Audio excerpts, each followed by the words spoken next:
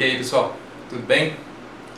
Hoje nós vamos ver alguns métodos de ordenação que são mais simples, mas como vocês vão ver também são um pouco menos eficientes. O que é ordenação? Ordenação é a reorganização de um conjunto de elementos de acordo com um determinado critério que é estabelecido. Esse critério significa o quê? Significa que a gente consegue comparar os elementos do conjunto e falar quem que vem antes de quem que vem depois de quem. Isso daí é muito fácil da gente entender, especialmente com tipos numéricos, com tipos alfabéticos, né, com letras, com palavras, porque isso daí já é parte do nosso dia a dia. Mas também pode ser aplicado a outros tipos de elementos que são menos óbvios aí, né, como fotos, vídeos, classes que você possa ter escrito no seu código e assim por diante, né? Para que é importante a ordenação? A ordenação é importante porque ela vai facilitar uma série de outras coisas, né? Eu sempre dou um exemplo muito claro, né, que é você buscar, por exemplo, o significado de uma palavra em um dicionário que esteja fora de ordem, né? Imagine só, você tem um dicionário daquele grossão, você precisa saber o significado de uma palavra ali que você gostaria e você precisa achar ali e as palavras estão organizadas de forma aleatória. Como que você faz para achar isso? Você tem que ir de página em página olhando aquilo até você achar. Imagina o tempo que você gastaria, né? Também está em desuso, mas imagina uma lista telefônica, né? Garanto que vocês já viram ele. Apesar de alguns de vocês terem nascido numa época que já não precisava mais, né? Uma lista telefônica ali com nomes de pessoas, imagine se aquilo estivesse fora de ordem, isso não ia servir para absolutamente nada também. Então a organização de dados é importante, especialmente para você encontrar os dados com facilidade.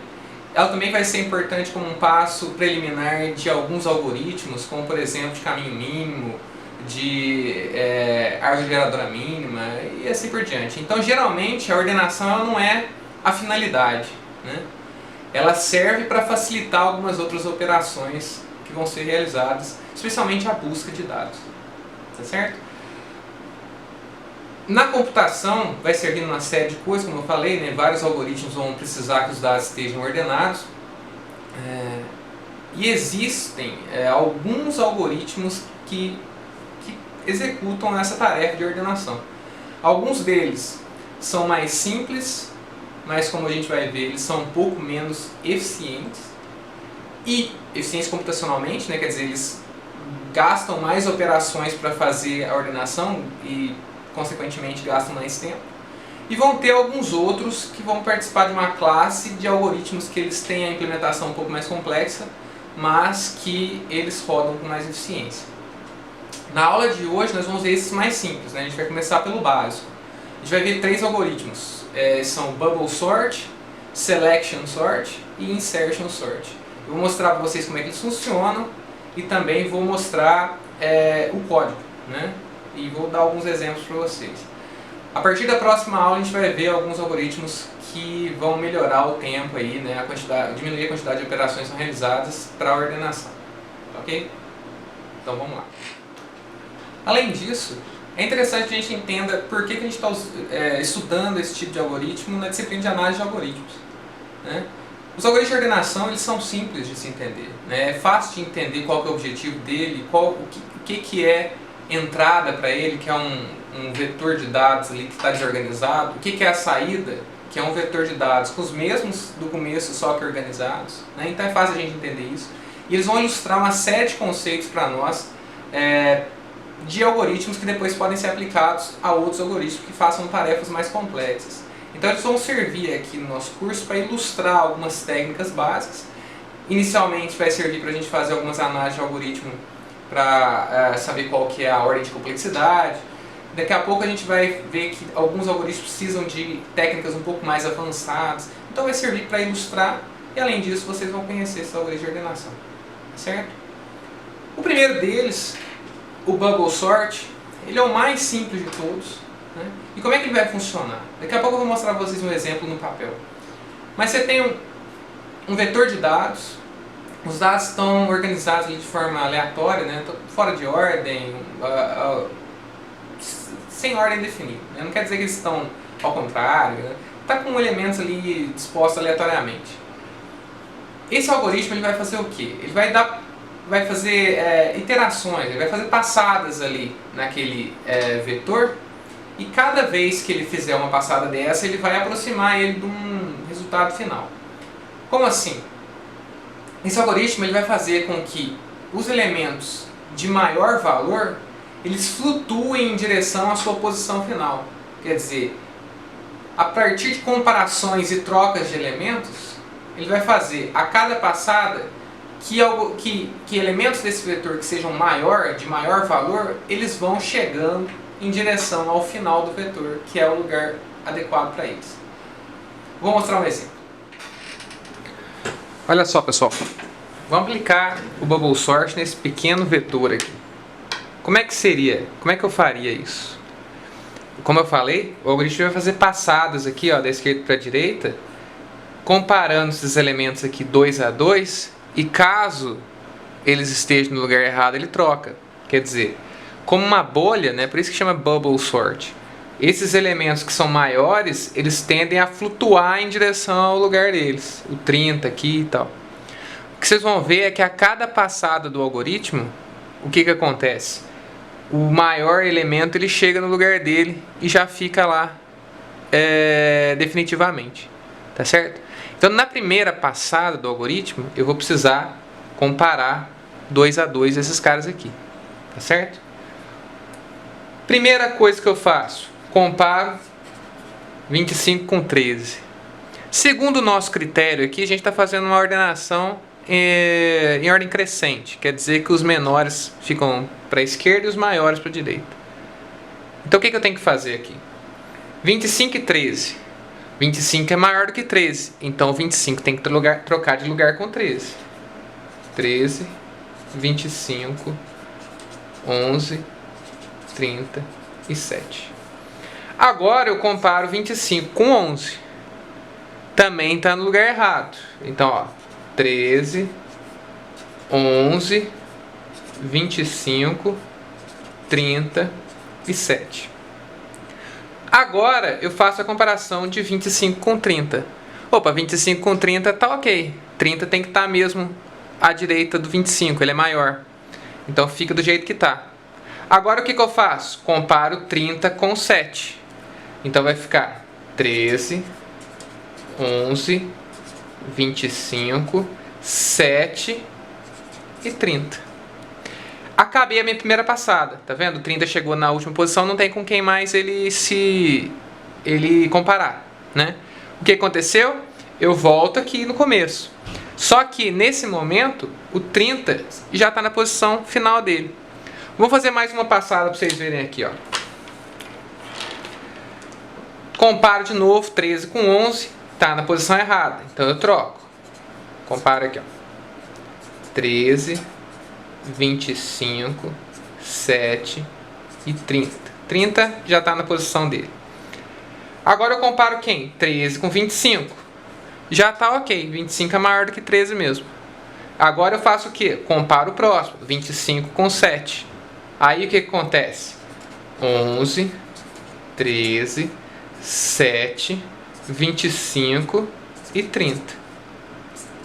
Quando o 25 chega aqui, ele nem precisa comparar com o 30, porque o 30 a gente já sabe que está no lugar dele. Então o que acontece? O 25 chegou no lugar dele. Aí eu volto, 11 e 13, está no lugar certo, 13 e 7, troca, e assim por diante. Ele vai fazer isso até que o vetor fique no seu estado final aqui, que é 7, 11, 13, 25 e 30. Na última das passadas, todo mundo chegou no seu lugar. Tá ok? Aí com relação à complexidade, o que acontece? Na primeira vez, esse cara aqui, ó, o 25 saiu comparando e tal. Quantas comparações que eu tive que fazer? São 5 elementos aqui, eu tive que fazer 4 comparações, certo? Isso daqui pode ser generalizado para qualquer n aí, né? N aqui no caso foi 5, certo? N é 5, é o tamanho do vetor. Mas para qualquer n, nessa primeira passada aqui, eu faço n menos 1 comparações. Entendeu? Aqui eu tinha 5 elementos, eu tive que fazer 4 comparações para chegar até o final. Nessa segunda parte aqui, eu já tive que fazer quantas comparações? N menos 2, porque eu já não preciso mais comparar com 30 aqui. E na próxima, N menos 3, N menos 4, e assim por diante. Até chegar na última, que eu faço só uma comparação entre os dois últimos aqui. Então, quantas comparações que eu fiz aqui no meu algoritmo? E, assim, como a gente está interessado no pior dos casos, a gente poderia até considerar que para cada comparação eu faço uma troca. Imagina que ele tivesse o vetor, por exemplo, ao contrário, né? Tivesse totalmente na ordem contrária, tivesse na ordem decrescente aqui. Todas as comparações que eu fizesse teriam uma troca. A gente está interessado sempre no pior caso, eu já falei isso para vocês, né? Quantas operações a gente faria aqui no pior caso? N menos 1, depois N menos 2, depois N menos 3, N menos 4, até 1. Isso daqui é uma PA, certo? Uma progressão aritmética em que a razão aqui é menos 1, certo? Como que eu faço a... Como é que eu faço a soma de uma PA? A soma de uma PA vai ser o primeiro elemento aqui, ó, N menos 1, mais 1, dividido por 2, multiplicando a quantidade de elementos aqui, que é N menos 1. Se a gente resolver esse negócio aqui, N menos 1, mais 1 aqui, dá N, né? Dividido por 2, que multiplica N menos 1. Vai dar N ao quadrado menos N dividido por 2. Então, essa daqui é a quantidade aproximada de operações que o nosso algoritmo vai fazer caso ele realize todas as comparações, todas as trocas, né? No pior caso. Como na análise de algoritmo a gente não leva em consideração os elementos de menor ordem e nem constante, quer dizer que o nosso algoritmo ele roda n ao quadrado. A gente pode dizer então que o bubble sort, fazendo essa análise dele de quantas operações que ele vai fazer, né? Ele faz a primeira vez n-1, depois n-2, n-3. A gente pode pensar que ele fugiu do n ao quadrado, mas não. Quando a gente faz a soma de todas as operações aqui, da n ao quadrado menos n sobre 2, então a gente pode dizer que ele é um algoritmo O de n ao quadrado. Beleza? Vamos ver o código.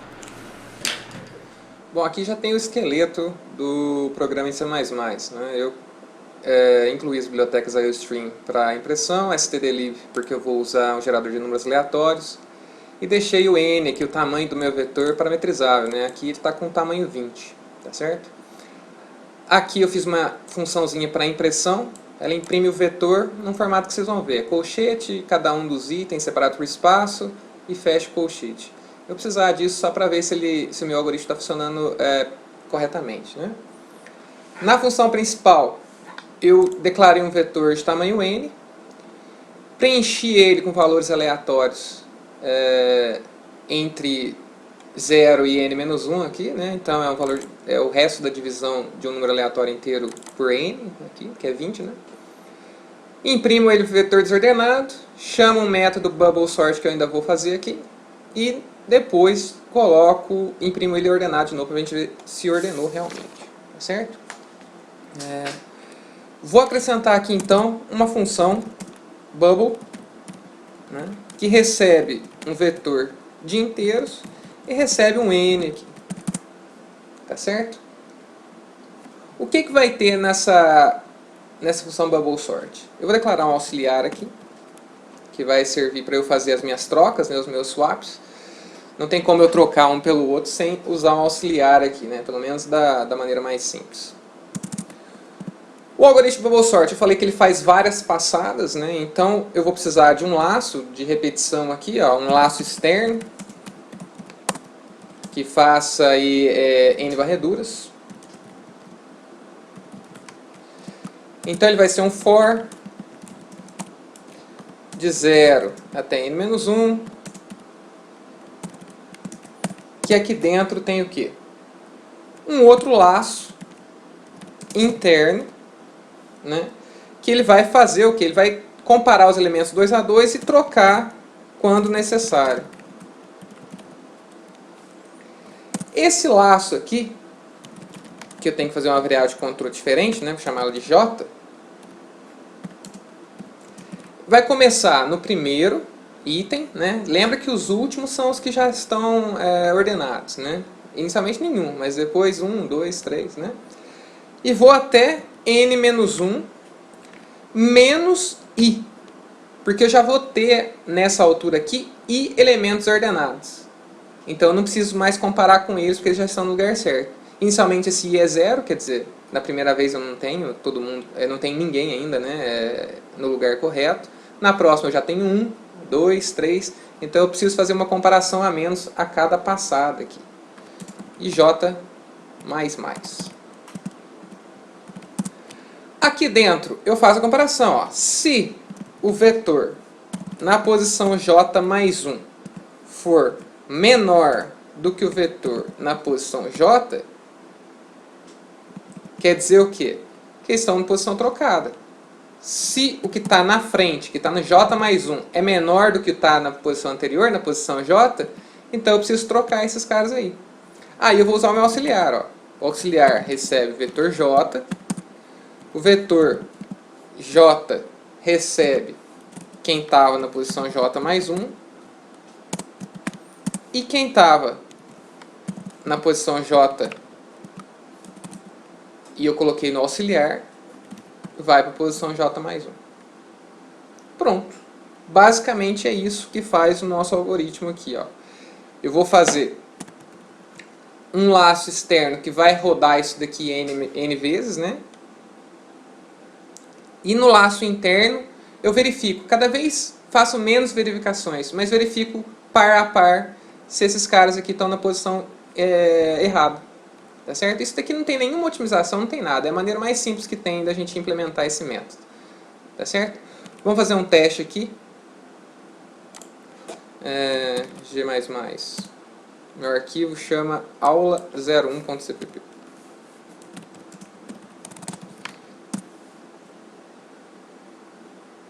Vamos executar ele. Tá aí. Ele gerou esses números aleatórios que estão mostrados aqui e fez a minha ordenação que ficou dessa maneira aqui. Então esse é o código para o nosso Bubble Sort.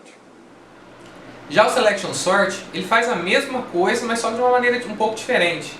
Ele também vai fazer passadas pelo vetor, né? Só que a cada passada ele vai selecionar, dentre aqueles elementos, o menor. Ao você conhecer qual que é o menor elemento do vetor, você também sabe que ele deveria estar na primeira posição. Então ele pega esse elemento, o menor entre os elementos do vetor, e coloca ele na primeira posição. Na segunda passada, o que acontece? Ele não precisa mais olhar a primeira posição. Dentre os restantes, ele seleciona qual que é o menor e coloca na segunda posição. Depois o restante, ele coloca na terceira posição. E assim por diante. Então esse é um algoritmo que ele faz buscas sucessivas pelo menor. Poderia ser pelo maior elemento, seria o contrário. Mas vamos trabalhar com o menor. Ele busca o menor e coloca na posição. Busca o menor e coloca na posição. Então a cada iteração, ele vai colocando um dos elementos na sua posição. Vamos ver um exemplo também. Aqui no Selection Sort, ele é um pouco diferente do Bubble Sort. Mas vocês vão ver que no final vai ficar quase a mesma coisa. Coloquei o mesmo vetor que a gente fez a simulação naquele outro momento. Só que aqui vai ser diferente. A cada passada, eu tenho aqui a mesma coisa. Ó. N é 5. Certo? O tamanho do vetor nosso aqui inicial é 5. A cada passada eu quero identificar qual que é o menor elemento. Quando eu identificar esse menor elemento, eu troco ele de posição. Então vão ser várias comparações e uma troca só. Né? Na primeira passada, o que eu faço? Eu tento identificar quem que é o menor aqui. Então eu começo pelo 25. Assim, 25 é o menor. Aí eu comparo ele com o 13. Ah, não, quem que é o menor agora? 25 ou 13? Ah, é o 13. Continuo. Quem que é menor? 13 ou 11? Ah, é o 11. Então é o 11. Quem que é menor? 11 ou 30? Continuo sendo 11. Não mudei. Mas quem que é menor? 11 ou 7? Opa, é o 7. Então, ó, eu fiz 1, 2, 3, 4 comparações. 4 comparações. Tá certo? Quando eu encontrei, falei, pô, o 7 deveria estar lá no começo. Aí o que eu faço? Eu troco ele com o 25 de posição. E vai acontecer o quê? 7, 13, 11, 30 e 25. Também, como aconteceu no Bubble Sort, a gente colocou um dos elementos na posição dele aqui. O 7 já está garantido, não preciso mais olhar. Na segunda passada, o que eu vou fazer? Vou comparar entre esses caras restantes aqui quem que é o menor. Começando de novo com 13. 13 ou 11? 11. 11 ou 30? 11. 11 ou 25? 11. Então, fiz 3 comparações. Achei que o 11 é o menor entre eles. E nessa fase aqui eu pego o 11 e coloco no lugar dele. Troco ele com o primeiro aqui, com o 13. No primeiro entre os que estão desordenados. Então eu vou ficar com o 7, que já estava. O 11, que agora já está definitivo também. 13, 30 e 25. E agora? Já tenho 7 e 11. Então eu começo do 13. 13 ou 30? 13. 13 ou 25? É o 13. Aí o que eu faço? Eu coloco o 13 no lugar dele. Ah, mas ele já está. Então beleza. E assim por diante. No final, a gente vai conseguir chegar no mesmo resultado que o Bubble Sort. Uma das coisas que a gente já de cara vê é que esse algoritmo aqui, ele faz aproximadamente a mesma quantidade de comparações do Bubble Sort, mas ele faz menos trocas, certo?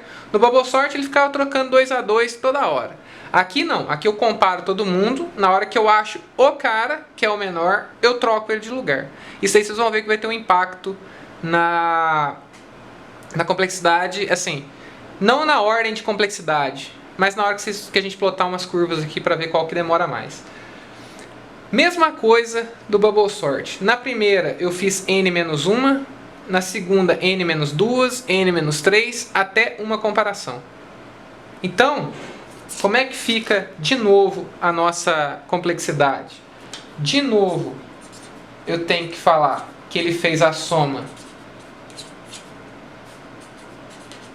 de n-1, n-2 até 1, que é uma progressão aritmética igualzinha a outra, com razão menos 1. Né? A soma da PA, mais uma vez, é o primeiro elemento, mais o último elemento, que multiplica a quantidade de elementos dividido por 2. Isso daqui também vai dar n ao quadrado menos n sobre 2, que, cortando esse cara aqui, é O de n ao quadrado. Certo? Vamos ver o código também. Mantendo o mesmo padrão, usando a mesma estrutura de antes, agora eu simplesmente comentei aqui o Bubble.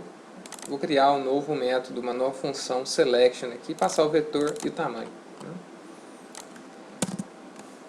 Void selection recebe um vetor e o tamanho. Dentro aqui do selection eu vou precisar de duas variáveis auxiliares. Uma delas eu vou guardar o índice do menor elemento entre os que eu busquei, e o AUX serve para fazer aquele mesmo tipo de troca que foi feita no Bubble Sort. Né? Aqui dentro vou ter um laço externo, né? Esse laço aqui vai servir para quê? Vai fazer n-1 varreduras aqui. Por que n-1? Porque a cada varredura eu coloco um elemento no seu lugar. Então na hora que eu faço a penúltima, eu coloco o penúltimo elemento no seu lugar, o último automaticamente vai. Né? Então não é necessário. Talvez isso funcionasse no Bubble também, depois a gente pode ver. Int I recebe 0, I menor do que n menos 1, porque a gente vai fazer uma varredura a menos, I mais mais. Beleza? Aqui dentro, eu preciso procurar quem que é o menor elemento dentre aqueles que ainda não foram ordenados, né? Eu vou falar que, inicialmente, o menor é o I. É o primeiro. Para começar, lógico, né? Depois eu vou testando de 1 em 1. Se tiver algum maior, eu troco isso daí. Por que I e não 0? Exatamente pelo motivo que eu falei. Cada vez vai colocar 1 no lugar. Então, da primeira vez não tem ninguém no lugar. Então, o primeiro é o 0. Na segunda, já foi colocado 1. Então, o primeiro é 1. Depois, o primeiro é o 2, é o 3. Então, o primeiro é I, né? Aí eu tenho um laço interno que vai servir para a gente achar o menor, né? Encontrar o menor. Esse laço é um outro for, que é J aqui, né? Para não confundir com o de cima. J vai começar em I mais 1. Mais 1. Tá certo? Por quê? Eu preciso começar a procurar a partir do I. Né? Assim, a partir do próximo do I, que é o segundo elemento. J menor do que N, então ele vai procurar até o último, e J mais mais. Aqui dentro, eu vou verificar, né? Então, cada hora um elemento vai ser o J. Se esse elemento da posição J for menor do que eu tenho na posição menor, que eu estou guardando, aí eu troco. Né? O menor agora é quem? O menor não é mais o menor é o J. Atualizo esse valor aqui. Ele vai fazer isso, no final da varredura, menor, aqui ó, vai conter o índice do menor elemento dentre aqueles que eu busquei. Ao fazer isso, eu tenho que fazer a troca agora. Eu tenho que pegar esse elemento que está numa posição aleatória aí, que eu não sei qual, que é o menor, e colocar ele na posição I, que é o primeiro elemento do vetor que ainda está para ordenar. Né? Então eu vou pegar aux, recebe vet na posição menor, né? Na posição I. Vet I recebe aquele que está na posição menor. E o vet menor recebe o que estava na posição do vet I, que agora está no aux. Certo? Então, ó, fiz n-1 varreduras. A cada vez eu coloco um elemento no seu lugar, pego o restante, acho o menor, coloco ele no lugar, faço a troca. Vamos verificar aqui se vai funcionar isso aqui.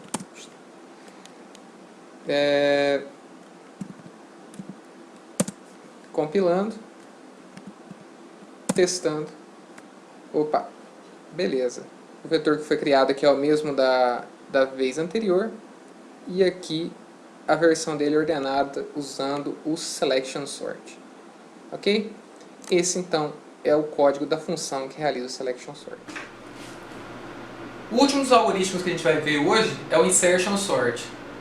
Ele faz uma ordenação também diferente, que é por inserção. A gente vai dividir, dessa vez, o vetor em duas partes. Uma parte que já está ordenada, que inicialmente tem um elemento só. Né? Se você tem um elemento só, ele está ordenado, digamos assim. Né? E você tem o restante dos elementos que estão desordenados. Então você vai pegar os elementos desordenados e inserir eles um a um na parte ordenada, no exato lugar onde ele deveria estar. Isso aqui é muito mais difícil de eu explicar com palavras, então eu vou mostrar para vocês um exemplo no papel. Mas a gente pode, e sempre nos livros, é utilizado o exemplo de carta de baralho. Quando você está com carta de baralho na sua mão, você vai pegando de uma em uma e colocando ela na determinada posição que é dela ali, para você ficar com o seu baralho organizado na mão. Você jogando poker, você jogando um Uno, qualquer coisa, a gente pega as cartas e coloca elas na ordem para ficar mais fácil de jogar. E geralmente esse é o método que a gente usa, mesmo que seja só intuitivamente. Eu vou mostrar para vocês como é que é, né? Ele também tem implementação bem simples, mas fica mais fácil de demonstrar no papel. Por último, aqui no Insertion Sort, galera, eu coloquei o vetor ao contrário aqui, né? Na ordem contrária que a gente está querendo. Ó, ele está na ordem decrescente. Ele continua tendo n igual a 5, né? Quantidade de elementos dele é 5, mas eu coloquei assim porque vai ficar mais evidente o probleminha que tem com relação ao Insertion Sort.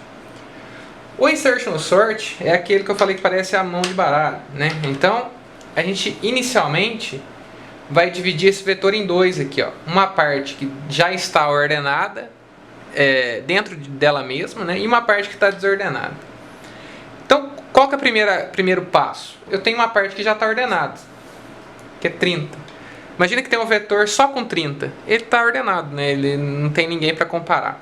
E eu tenho essa parte aqui, ó, que está desordenada. Entre o 25 e o 7 aqui, ela está na ordem inversa. Então o que eu vou fazer no insertion sort? Eu vou pegar elemento a elemento dessa parte desordenada e inserir na parte ordenada na sua posição correta. Repare que o problema aqui é computacional. Quando a gente está fazendo isso na nossa mão, você pega o 25 coloca aqui, pega o 13 coloca antes, vai colocando na mão, como se fosse baralho, né? Aqui, quando você pega o 25 e quer colocar antes do 30, eu tenho que deslocar o 30 para essa posição e depois colocar o 25, certo? Então, esses deslocamentos aqui é que vão gastar o meu tempo. Então, ó, na primeira passada, o que eu tenho que fazer aqui? Eu tenho que pegar esse 25 e inserir ele no lugar dele. Então, vai ficar 25 e 30, 13, 11 e 7. O que eu fiz aqui de mais? Eu fiz um deslocamento e uma troca. Então eu fiz um deslocamento. Na próxima passada, ó, então esses dois aqui, ó, eles já estão ordenados entre si e eu tenho esses caras ordenados. Na próxima eu pego o 13 e tenho que colocar ele na posição dele. Então eu tenho 13, então eu tenho que chegar o 30 para cá, o 25 para cá, para abrir um lugar para o 13. Aí eu pego o 13 e coloco ele aqui. 13, 25, 30, 11 e 7. Esses caras aqui já estão ordenados, esses aqui ainda não. Aí na próxima eu tenho que pegar o 30, passar para cá, o 25 para cá, o 13 para cá, pego o 11 e jogo para cá. 11, 13, 25, 30 e 7. Repare que nem sempre vai ser assim. Imagina que o vetor tivesse numa ordem um pouco mais aleatória. Pode ser que o 11 a posição dele fosse exatamente aqui e aí eu só fizesse um deslocamento e tal. Mas como a gente está preocupado com o pior caso é esse. Porque para cada vez que eu pego um elemento, ele tem que deslocar todos os outros uma posição para cá. Então nessa primeira vez aqui, ó, eu tive que deslocar uma vez, depois 2, depois eu tive que deslocar 3 elementos, depois 4, até n-1. Na última, eu pego 7,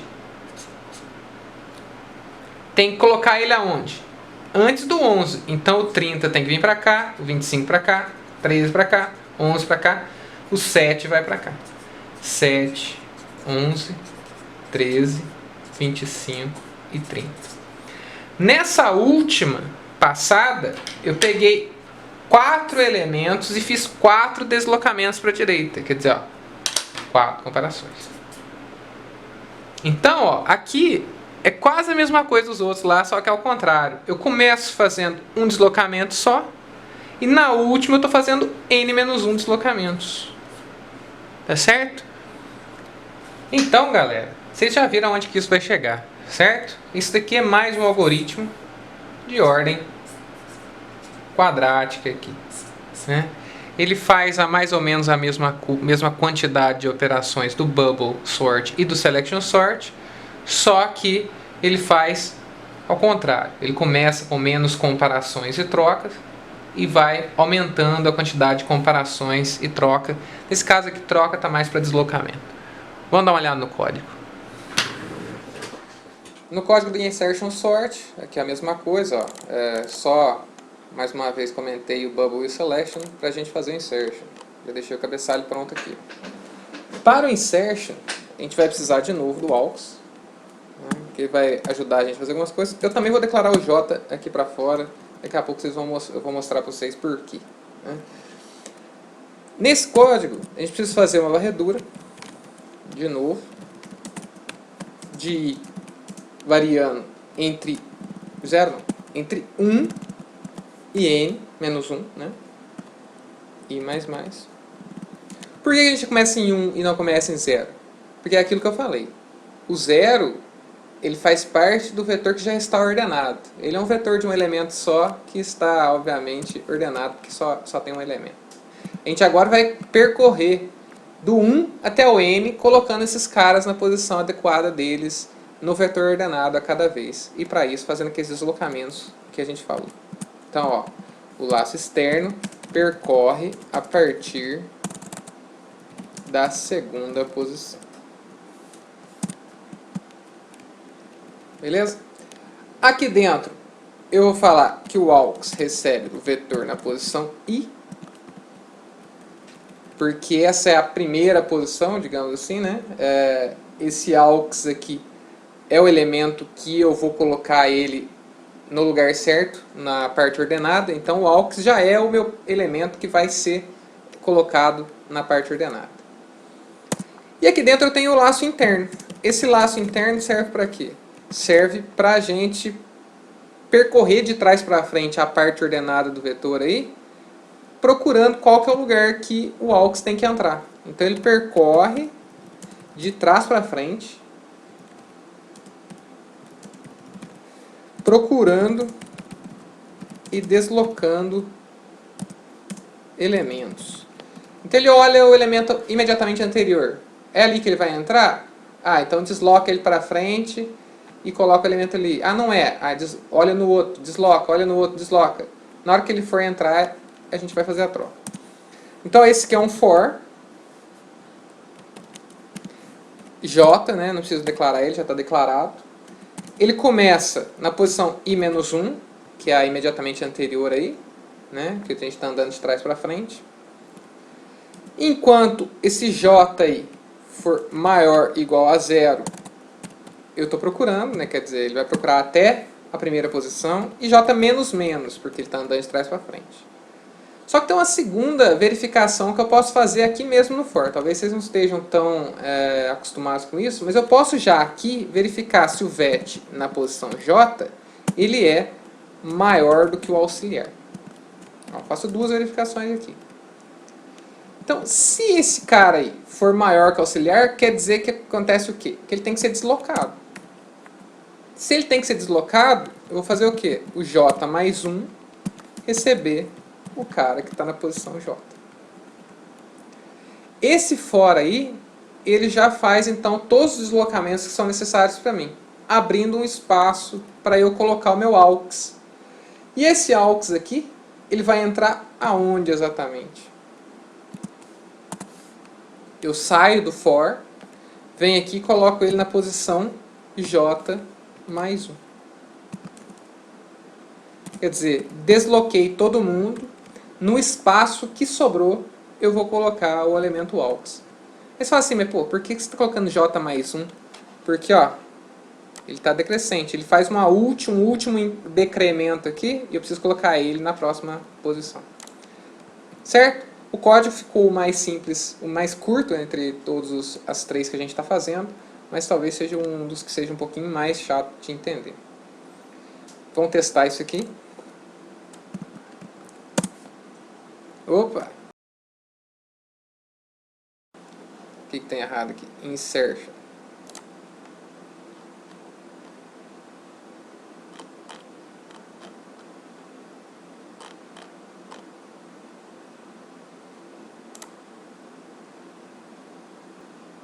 Muitos argumentos no meu insertion. Ah, aqui ó, tá vendo esse ponto e vírgula aqui, ó? Resolvido, eu acho. Ainda não. Mais um ponto e vírgula? Olha só, hein? Tô me dando uma canseira já. Beleza. Então esse... vamos ver se agora ele funciona, né? Funcionou. Aí que beleza. Glória a Deus. Aqui está a minha versão desordenada e aqui a versão ordenada através do insertion sort. Beleza? Está aqui a minha função que realiza a ordenação através do insertion sort. Então, como a gente viu, esses três métodos eles têm complexidade quadrática. Quer dizer o quê? Para uma entrada de tamanho n, eles gastam em torno de, ou da ordem de, n ao quadrado operações para resolver aquele problema. Isso daí gera o quê? Com o aumento da entrada, o tempo gasto, a quantidade de operações realizadas pelo algoritmo, ele sobe como se fosse uma parábola, né? Como uma equação de segundo grau. Eu plotei gráficos aqui para os três algoritmos, né? Bubble Sort, Selection Sort e Insertion Sort. E vocês vão ver que esses gráficos também são parábolas, né? As três são parábolas, mas de acordo com a característica de cada um dos algoritmos, essas parábolas elas têm comportamentos levemente diferentes. Todos eles sobem de maneira quadrática, mas alguns um pouco mais rápido, alguns um pouco mais devagar. Dá uma olhada. Aqui está o gráfico que eu acabei de mencionar, né? São três parábolas. A laranja aí é do Bubble Sort, a cinza do Selection Sort e a amarela do Insertion, né? Para esse caso, eu gerei vetores aleatórios de tamanho 1000, 5000, 10.000 até 100.000, que vocês podem ver no eixo X aí, e simplesmente marquei o tempo gasto na execução, né? Isso daqui, obviamente que não eu precisaria de fazer muitos testes com o mesmo tamanho aqui para estatisticamente isso aqui ter algum valor. Mas já apresenta um retrato do que é a complexidade, do que é a eficiência de cada um, né?